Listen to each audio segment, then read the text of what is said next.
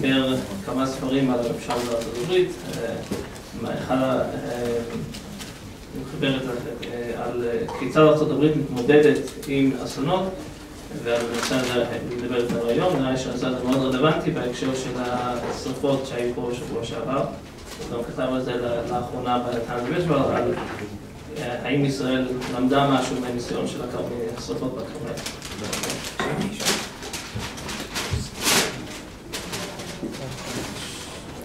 תודה רבה. ברשותך אני אדבר באנגלית, אם זה בסדר. So, thank you very much, Mayor, for that introduction and for hosting me here at Kohelet. It's really great what Kohelet does. I am excited to be here, excited to have a conservative think tank in Israel. There's a whole collection of conservative think tanks in the U.S., and I think they've done a lot of great work over the years and really helped develop conservative policy agendas. You always hear from the left, oh, conservatives have no ideas, conservatives have no policies. But the truth is there's a whole bunch of conservative policies, and we will now see in this current administration if they will be able to implement said policies. But the whole idea of having think tanks to develop conservative policy ideas is a very good one, and I applaud your model. But today I would like to talk about my book on presidents and disasters. I have I'll show my book cover here. So, Shall We Wake the President? About presidents and disasters through American history. But I do want to talk a little bit to start about the situation here in Israel. Obviously, the 2010 Carmel fires were a terrible, terrible situation. 44 Israelis died. And it seemed like Israel was unprepared for the fires and did not have the equipment it needed. It did not have the kind of unified command that it needed. There were different commands, different firefighting units, and they were unable to coordinate. And that was a real problem. And it is also interesting to me that it was towards the beginning of Prime Minister Netanyahu's second term in office. And one thing I have found in my research on presidents and disasters is that presidents are often tested early in their terms. This is just at the beginning of his second year of his second term, but I found this first year phenomenon. President Bush, George W. Bush, for whom I worked, had the 9/11 attacks in his first year in office.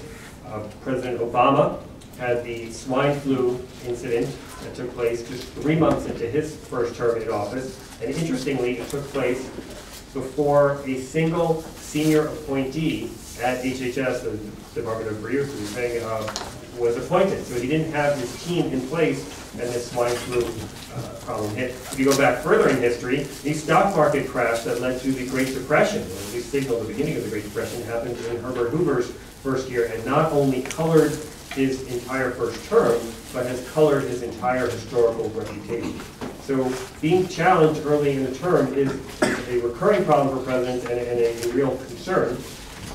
What I saw in the fire incident here in Israel, and I think we will learn more about it, and I don't think my Season Times of Israel is the definitive look at this, and we'll know more with after-action reports.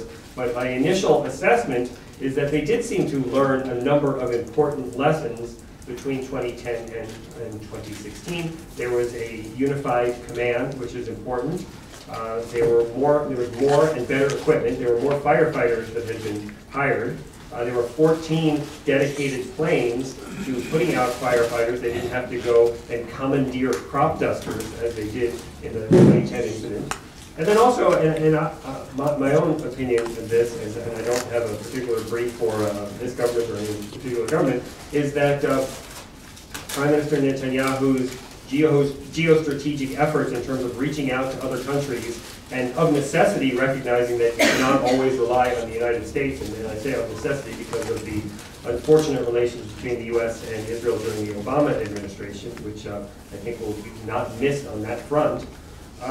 But Prime Minister Netanyahu has recognized that he has to reach out to other countries and develop relations with them. And we've seen real improved relations with China and with India. And in this particular incident, you saw countries like Greece, Cyprus, Turkey, Russia providing planes and equipment to the Israeli firefighting efforts. You even saw the Palestinian Authority sending fire equipment and firefighters. And I thought it was really a promising hope of what could be someday to have the Israeli and the Palestinian firefighters fighting side by side. So I don't promise that everything was done perfectly in this fire incident, but I do think that Prime Minister Netanyahu learned from history and from that previous experience. And if you look at my book, one of the things I talk about is how different presidents have learned from previous incidents. Before I wrote this book about presidents and disasters, I wrote a previous book about presidents and popular cultures called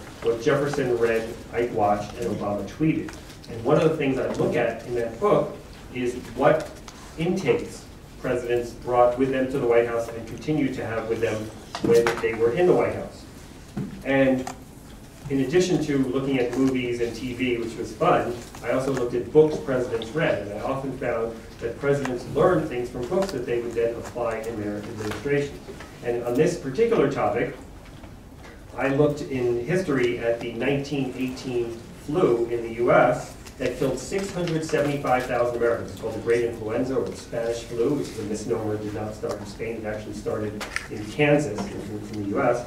But this terrible flu killed 675,000 Americans, and Woodrow Wilson was the president at the time, and he did almost nothing, almost less than nothing. I mean, he did nothing about this terrible disease. Now, it is true that medicine had not advanced to the point at that time where we could have done a lot in terms of vaccines or antivirals that we have today. So some of the tools that we have today did not exist back then. But there were things that President Wilson could have done, and in fact he was warned to do some of these things. One example is that there were troop transports taking US soldiers from the US to Europe to fight in World War I. And President Wilson's doctor warned him that these troop transports were spreading the disease among American servicemen, but also among the people of Europe, and the disease was getting worse. This disease actually killed probably about 50 million people worldwide, but 675,000 in the US. So Wilson is warned that this terrible thing is happening and that the disease is being spread further. And he has a meeting in the White House, and the person who is the equivalent of the chief of staff in the Army comes to that meeting and says that it is absolutely impossible to stop the troop transports as they are essential to the war effort. This comment came 1 month before hostilities ended in Europe in World War I. So this was in October of 1918, and the hostilities ended in November of 1918. So Wilson listens to this advice, this bad advice, and does not stop the troop transports. And of the 116,000 American soldiers who died in World War I, 43,000 of them died from influenza. So there were things he could have done, and he didn't do that. But when it comes to lessons of history, and the point I was making, is that presidents can learn from their predecessors. And George W. Bush, the president for whom I worked, read a book about this incident. It was called The Great Influenza by John Barry. And he was very taken by this book. He asked senior health officials in the government to read this book. And he demanded that the US government develop a flu plan in case there were another massive influenza outbreak. At the time, we were very worried post 9/11. We were also worried about the anthrax mailings that took place in 2001, not long after the 9/11 attacks. There were some initial thoughts that they were connected, but they were not. We were also concerned about SARS, which started in Asia, spread to Canada, cost about $50 billion in damage. And it fortunately did not hit the US, but President Bush was concerned about all these things. And having read this book, The Great Influenza, he directed his staff to develop a flu plan to respond to any kind of influenza outbreak or massive viral outbreak in the US. And I worked on that flu plan when I was in the White House, and I also worked on it when I was the Deputy Secretary at Health and Human Services. So I knew the plan well, and fortunately we did not have to implement it in the Bush administration. But as I mentioned, in the Obama administration, which is 3 months into the beginning of the administration, you had a situation where this strange swine flu took place. It started in Mexico, and it seemed a very worrisome strain of flu because, like the 1918 Great Influenza, it seemed to be more damaging to younger people than to older people. flu is a problem that kills many people every year, especially older people. In the 90s, the average flu year killed about 36,000 people, most of them elderly. But this 1918 flu particularly hit people with stronger immune systems. It ended up being the immune systems stronger immune systems worked against the people who were trying to fight the disease in an odd and counterintuitive way.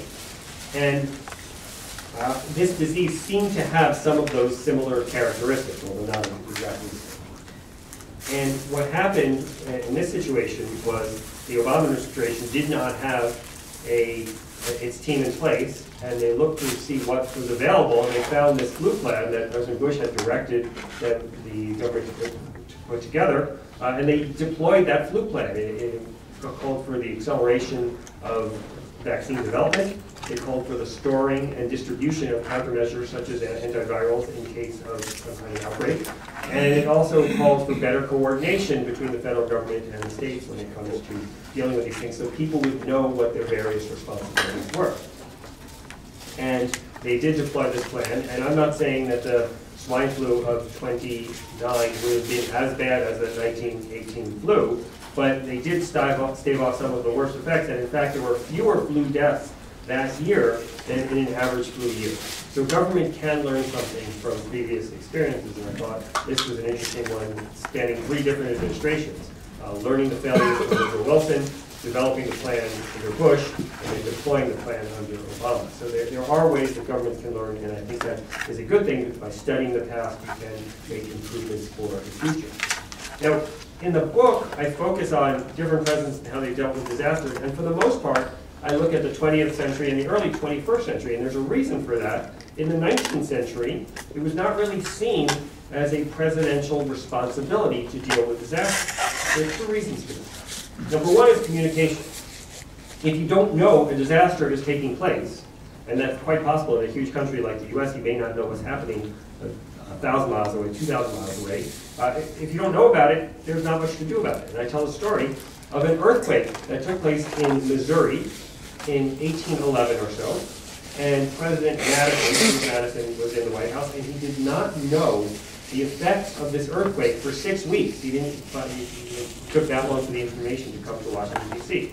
Well, 6 weeks after the earthquake, they didn't really need Madison to do anything. So there's no sense of governmental need for federal involvement in these kinds of disasters. With the development of modern technology, first through the telegraph, maybe train travel, suddenly you could find out about things that were happening, but it wasn't something that was in people's living rooms or people's bedrooms. People weren't really aware of it. You might get a telegraphic message, but it's not like the word spread that far and wide. It wasn't universally known. But the other reason that presidents were not involved is that it was not seen as part of the constitutional responsibility of the president. And I tell a story in the book of the Johnstown flood that took place in 1889. Now, in this Johnstown flood, 2,000 Americans died. It was a terrible incident, and it was the largest loss of life on American soil until the 9/11 attacks. President Benjamin Harrison is in the White House at the time, and he does get a telegraphic message about this situation. He's told by the elders of Johnstown that we have this terrible situation, we need help. Please send resources. And President Harrison gets this message, and he responds by saying, it's not my responsibility, it is the governor's responsibility. And he directs them to the governor to get the aid and assistance they need. Now, if you think about it, if this were to happen today, and President-elect Trump were to be hit with some kind of massive disaster, and he told the people of that locality, you know, I'm not going to deal with this, it's the governor's responsibility. Could you imagine what the response is? I mean, look at the response when he just won the election. I mean, people tearing their garments and protesting. He's the disaster. Well, that's another issue. But can you imagine the responses that you would see? You would see people protesting and lawsuits and denunciations. But the elders of Johnstown didn't do any of those things. What they did was they sent a letter back, or a telegraph back to President Harrison saying, thank you for your response, and that they would go to the government. So it was just a different time. Now, let me just make 2 amendments to the story, or 2 additions to the story. Number 1 is I don't want anybody to think that President Harrison was not a compassionate person. In fact, he went and he gave a $300 personal donation to the people of Johnstown to help with the recovery efforts. And $300 may not sound that much, but it's about $7,500 in today's money. So I mean, he gave a substantial personal donation. The second thing is, you might say, depending on your knowledge of American political history, well, wasn't Harrison a Republican? Maybe it's those mean Republicans who didn't want to help the disaster, and the Democrats were different. But President Grover Cleveland, who immediately preceded and also succeeded Harrison, that kind of thing happens in Israeli politics, but doesn't really happen in American politics. It's the only time you had a person who was president, lost, and then ran again and won in terms of Grover Cleveland. Anyway, he was faced with a drought in Texas that was causing terrible problems for the farmers. And Congress passed an appropriation to help aid those farmers in Texas who were dealing with this terrible drought. And President Cleveland vetoed this appropriation. He vetoed the funding. And in his veto message, which I have printed in the book, if you are interested in getting the exact text of it, he said, and I paraphrase, that it is not the constitutional responsibility of the federal government to deal with these kinds of local disasters that are weather-related or otherwise. So it was a different mindset, and that mindset started to change in the 20th century. I tell in the book the story of the 1927 flood that took place in Mississippi. This flood killed up to about 1,000 people, and in this flood, there was a new development that did not exist in the Harrison situation, or the Cleveland situation, or in the Madison situation, and this development was radio. Suddenly, with the advent of radio, people knew more directly what was happening in other people's communities. People knew about these problems. You also had better printing presses, and so newspapers would be printing pictures of people who were distressed from this terrible flood. And so there was more of an awareness by the American people of the problem that was taking place. You also had the advent of political comedians to a small degree. There was a guy named Will Rogers, who's a famous American comedian.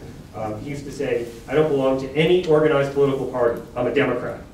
I think that would still apply today, especially in the aftermath of the election. But Will Rogers sees the situation, and President Coolidge is in the White House, and he makes a joke along the lines of, President Coolidge is being slow to respond to the disaster in Mississippi in the hopes that everybody will die in the meantime so that he won't have to deal with it. Not that funny a joke, but you can see in that joke the origins of future political humor. And in fact, in the Katrina incident in 2005, when President Bush was accused of being too slow to deal with that hurricane in Louisiana and in New Orleans and the flooding there, there was a joke by Jay Leno, which was a little sharper, in which Leno said that President Bush is finally sending troops to Louisiana because he heard that there is oil there.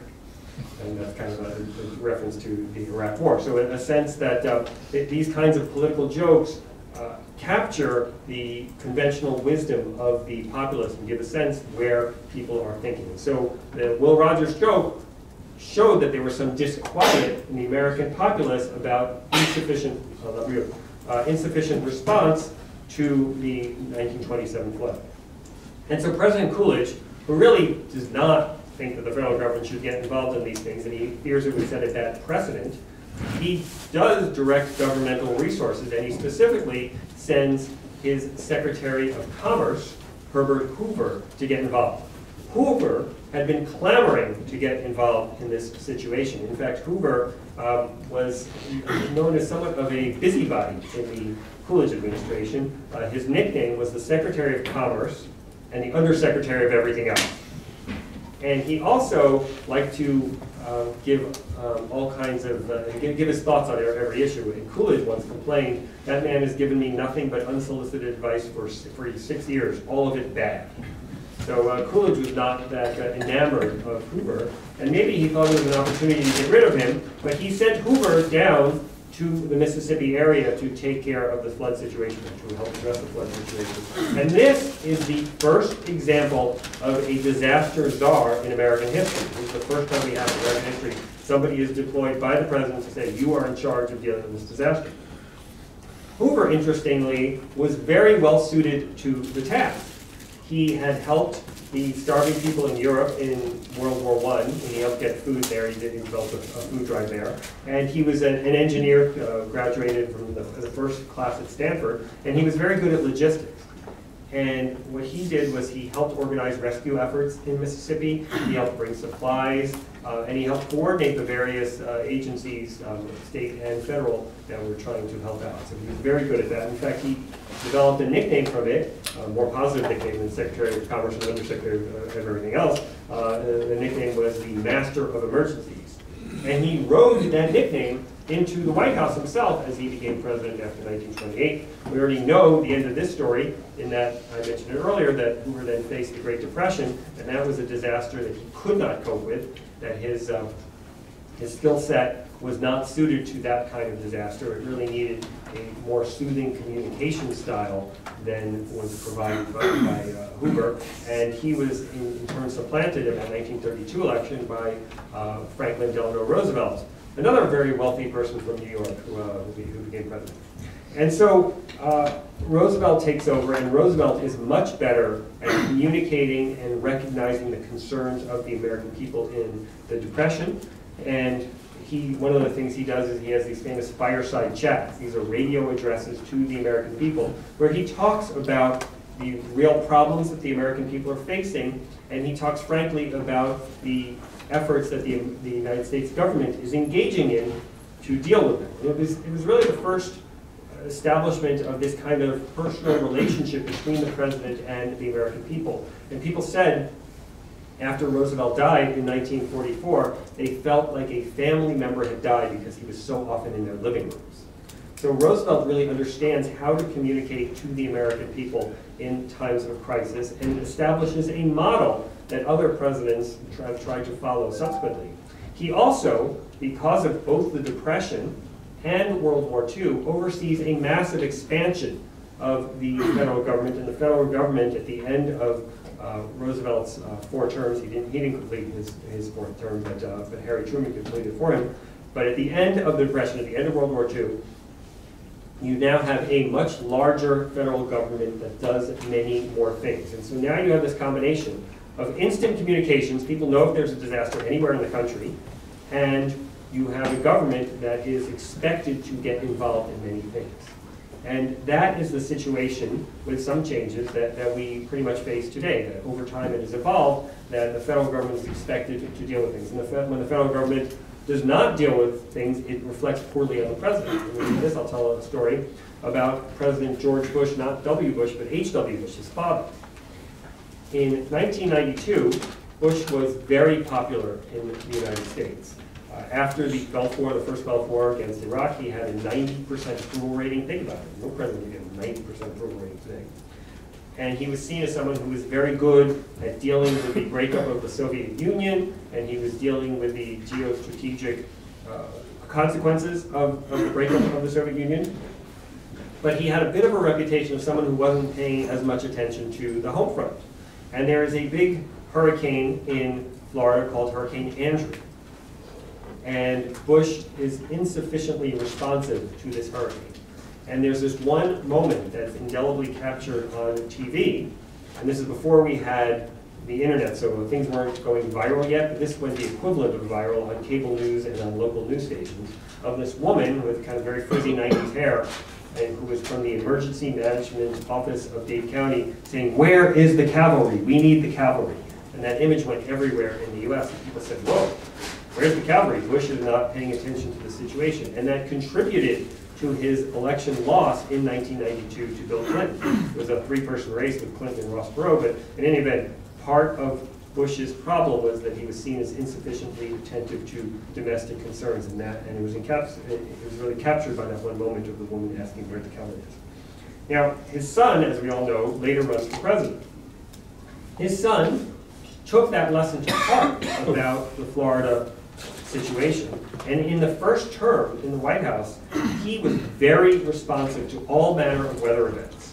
And in fact, he got very good reports from the news media about what he was doing on the weather responses. And in fact, one newspaper reporter from the LA Times was somewhat cynical about it. He said the only reason George W. Bush is so good at dealing with these weather-related disasters is because he learned the lesson of his father, and he doesn't want to have that same kind of political vulnerability. So he acknowledged that Bush was good at dealing with weather disasters, but he also kind of did a little dig saying he was only doing it for political purposes, not for any, not L'Shem Shemayim, I guess you would say.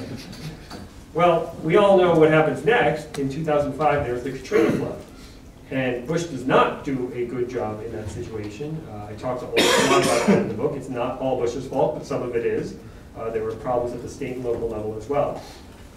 But there's this sense that Bush was not on top of it, and it is so ironic that someone who spent so much time and so much effort in dealing with weather-related disasters in his first term and had such a good record at dealing with them, then gets this reputation forevermore as someone who's not good at dealing with it because of the Katrina flood.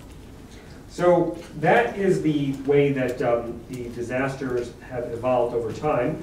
I know we have a friend here who is a big fan of Trump, I guess, and so people do ask me about Trump and disasters. It's a good question. I don't want to force all questions. I'll take questions in a moment. But let me give you my assessment of Trump on the disaster front, not on the question of whether he is a disaster. That's something we will see over the next 4 years regardless. But it is likely that he will be tested by disasters because most presidents are. And as I said earlier, it often happens in the first term. And I wrote a piece in the Wall Street Journal about this where I compared Trump and Clinton on the disaster front, and I talked about their assets and liabilities in this regard. I'm not going to talk about Mrs. Clinton because she's busy walking her dogs in the woods, and she's not really relevant anymore from that perspective. But in terms of Trump, he definitely has some liabilities in this regard. One of the things that's really important in a disaster is to be able to speak honestly and directly to the American people in a way that they trust you and believe in you and will be willing to do what you say. If you don't trust the president, if you don't have faith in the president, people aren't going to follow up and do what a president does. And the president might ask the American people to do difficult things. For example, take a vaccine that may not be fully tested or is experimental in case of a terrible disease outbreak. This happened in 1975. There was a swine flu outbreak, and President Ford asked every American, he said man, woman, and child, to take the swine flu vaccine. And he even rolled up his sleeves and he took the vaccine himself on TV and showed it to the American people. Well, as we all know, America is a country at the time of over 200 million people, and only about 30 million people listened and took them up on it. So I guess from a marketing perspective, you'd be thrilled if you get 30 million people to do something or buy your product. But from a presidential perspective, it was a very low turnout. And one of the reasons I speculate that he didn't get such a high turnout rate on this request to every man, woman, and child in the United States is that in the aftermath of Watergate and in the aftermath of Lyndon Johnson and the repeated falsehoods about the progress or lack thereof in the Vietnam War, there was a lot of skepticism by the American people in the presidency. And presidential trust in the presidency is something that needs to be earned, and once lost, it's very hard to regain. So I think sometimes Trump makes comments that may not be fully borne out by the facts, or he speaks before he knows all the situation. That could be a problem in case of a disaster. I mean, there's a story in 2001 when the 9/11 attacks happened, and Bush was about to go talk to the press. And Ari Fleischer was his press secretary, and he was there, and he wrote on a piece of paper, big block letters, that Bush could see and the press couldn't, and it said, "Don't say anything yet." Because if you don't know full information, you really don't want to say anything false to the American people because it's very hard to walk that back and to tie that back. So that's on the liability front. On the asset front, I think he has a very good sense of media and the moment. I mentioned the Katrina floods earlier. There was another follow-up flood in Louisiana this past summer in 2016. And Louisiana, getting back to my idea about learning lessons, I think learning the lessons very well from the Katrina situation and responded much better to it. They also had a lot of citizen engagement in this situation. You had what was known as the Cajun Navy. These were people who go out in their own boats and help rescue people, knowing you can't count on the federal government in times of a disaster. It just takes them too long to get there and too long to deploy assets. So Louisiana did much better at it, but President Obama got some of the criticism Bush did in terms of being slow to respond to this disaster. And he did not initially visit the affected area. But Trump did. Trump went down there, and he gave out supplies to some of the people who had lost their homes. And he got a great media response to that. And in fact, they said that it was Kellyanne Conway, who became his campaign manager, who recommended it, and that if he resisted going and doing this, and if it had not worked out, he probably would not have had faith in her and kept her around, because there was a revolving door of aides in and out at the time. But the thing worked out very well. He got rare good press for it, and she ended up remaining the campaign manager in a successful campaign. So I think he has assets and liabilities. I also think that the weight of the job of the presidency can change people. Don't know if it will, again, going to your concerns. So I think he brings assets and liabilities to the situation. But regardless of what happens with Trump, I think this is a consistent and constant theme in American society. We see in Israel as well that there are issues with disasters. And one of the things that leaders will be tested on is how they handle disasters. It is something that they need to recognize, that they can't know what the disasters they face will be, but they know that they need to be ready for them when they come. And with that, I thank you, and I'll be happy to take questions. I think some of these bits was very interesting, but some of the narratives, these hindsight narratives are very fragile. For instance, I could just easily be saying here, what an idiot Wilson was. His chief of staff is telling him that these transports are vital for the war in Europe, and instead he listens to some minor official who tells him he should be worried about flu. And the war in Europe dragged on another year and grabbed hundreds of thousands of casualties, and no one got the flu anyway in America. It's not easy to, if I were in Wilson's case, I can promise you I'd listen to my chief of staff and try and solve the war in Europe when no one knows it's going to end. It was going to end in a month, and not some. Sure, it's a good question. And in the book, I talk in more detail about this. There were other things that Wilson did that were problematic in the situation. Wilson, according to my narrative, and I got mine from that book, The Great Influenza, looked kind of stricken after his chief of staff told him not to allow the truck transports to stop. And there was a poem that people were saying at the time. It was I knew a bird, its name was Enza. It flew out the window and called influenza, something like that. About it was a wistful poem about the loss of life. And so he seemed very upset. So he said that poem out loud, and he seemed very upset that he wasn't going to be doing anything to help. But another issue that came up at the time was that you needed to let the American people know about the problem. And Wilson had a propaganda arm run by a guy named George Creel. And this propaganda arm was called the Office of War Information. It tried to stop any bad information from going out, or any problematic information going out, so people weren't worried during the war effort. And if there had been more information about the flu, people might have done better about it. Unless you look a little skeptical, let me give you one quick example. That in the city of St. Louis, they had active social distancing rules put in place. That meant no big parties, no gathering at movie theaters, no bar mitzvahs while the flu was going on, because they didn't want the flu to spread.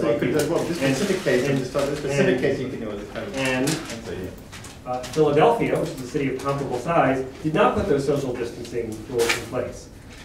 Philadelphia had a death rate from the flu 5 times higher than down in St. Louis. So there are things that could have been done even before the advent of antivirals and vaccines. And maybe you would have made that same decision as Wilson did, but I think now we know a lot more, and I think we can learn from history and make improvements in the future. Other questions? Yes? Most of the disasters you mentioned was domestic disaster. Do you think it more the war become more global? U.S. president will start to be judged about war disasters that don't happen in their jurisdiction, in their sovereignty? So you're talking about global threats, but I think it's important to recognize that pathogens don't recognize borders. And everybody's talking about borders and building walls and stuff like that.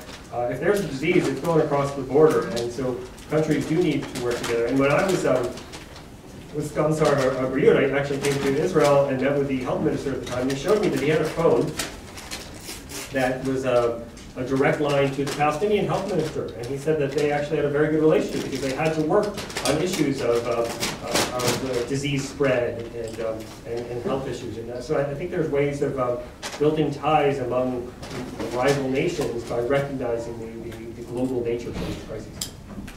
Yes? Can you say something about how we deal with climate change? When people see that as a cause for for climate disasters, and I think Obama took it seriously, and part of the Republican Party criticized him at this part. Yeah, I talk about this a little bit in the book. I'm not sure we know enough about the direct causality. It is clear that there are more and more extensive weather events that have taken place in the last 20 years than took place previously. So there's something going on. My take on what Obama did on climate is that it really is not going to alleviate the climate situation, certainly in the short term or any time horizon that any president are going to face. The real question is about what happens in the long term. And if the worst projections are true about the stuff in the long term, I don't think any of the lessons I have might be helpful, because life on this planet may not exist. So I think climate change is a factor that needs to be looked at, and I think we should do what we can to address it, but I don't think it really fits into a short-term disaster planning model. Yes? Two related questions for basically parts of the same question. Does one need to be inoculated against disaster to have an immune system against it? Like, you know, have to go? Do you have to go through it once? And the other side is, how do you know that you're in a disaster? Is there stuff that you can do or preparations you can make to flag unanticipated disasters? Right, so it is two sides of the same coin. I'm going to answer with one unified response. There are things you can do to avoid disaster. And one thing I talk about in the book is there was a big concern leading up to the year 2000 about the Y2K crisis.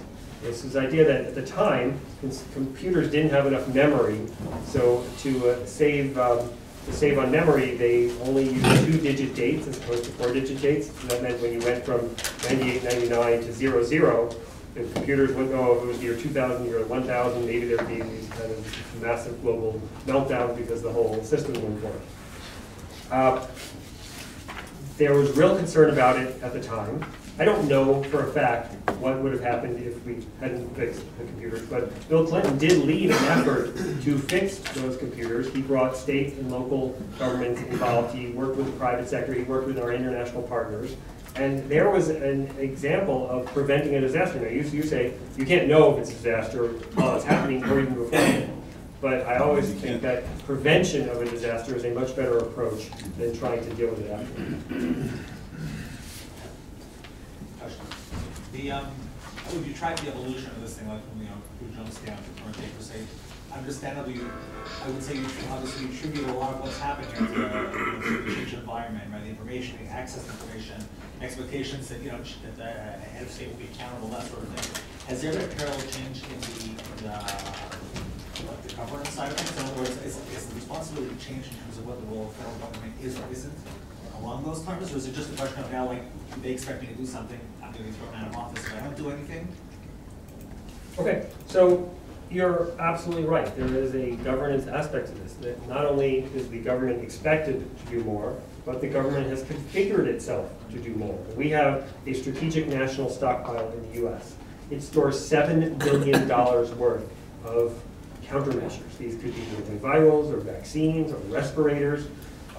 That is a massive undertaking by the federal government. And not only does it have $7 billion worth of material, but it costs $50 million annually to maintain it. So it's an expensive proposition. We have a whole office at HHS where I used to work called the ASPR, the Assistant Secretary of Preparedness and Response. We have a whole department of FEMA. FEMA, which is the Federal Emergency Management Agency, did not exist before 1979. It was established by President Jimmy Carter.